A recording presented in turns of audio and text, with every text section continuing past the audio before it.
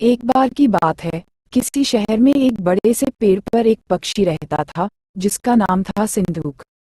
सबसे चौंकाने वाली बात ये थी कि उस पक्षी का मल सोने में बदल जाता था। ये बात किसी को भी पता नहीं थी। एक बार उस पेड़ के नीचे से एक शिकारी गुजर रहा था। शिकारी उस पेड़ के नीचे आराम करने के लिए ठहरा। वो आराम कर ही रहा था कि इतने में सिंदूक पक्षी ने उसके सामने मल त्याग कर दिया। जैसे ही पक्षी का मल जमीन पर पड़ा, वो सोने में बदल गया।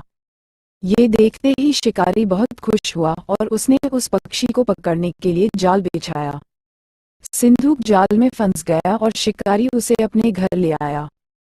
पिंजरे में बंद सिंदूक को देख शिकारी को चिंता सताने लगी कि अगर राजा को इस बारे में पता चला, तो वो न सिर्फ सिंदूक को दरबार में पेश करने को कहेंगे बल्कि मुझे भी सजा देंगे। ये सोचकर डर के मारे शिकारी ने खुद ही सिंदूक को राज दरबार में पेश कर राजा को सारी बात बताई। राजा ने आदेश दिया कि सिंदूक को सावधानी से रखा जाए और उसे अच्छे से खाना खिलाया जाए। ये सब सुनने के बाद मंत्री ने राजा को कहा, आप इस बेवकूफ शिकारी की बात पर भरोसा कीजिए।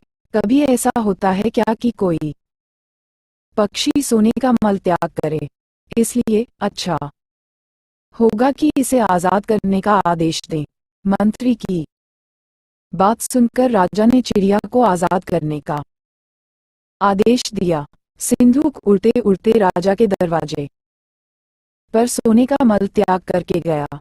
ये देखते ही राजा ने मंत्रियों को उसे पकड़ने का आदेश दिया, लेकिन तब तक वो पक्षी उड़ चुका था। उड़ते उड़ते सिंदूक कह गया, मैं बेवकूफ था जो शिकारी के सामने मल त्याग किया। शिकारी बेवकूफ था जो मुझे राजा के पास ले गया। राजा बेवकूफ था जो मंत्री की बात में आ गया। सभी बेवकूफ एक जगह ही हैं।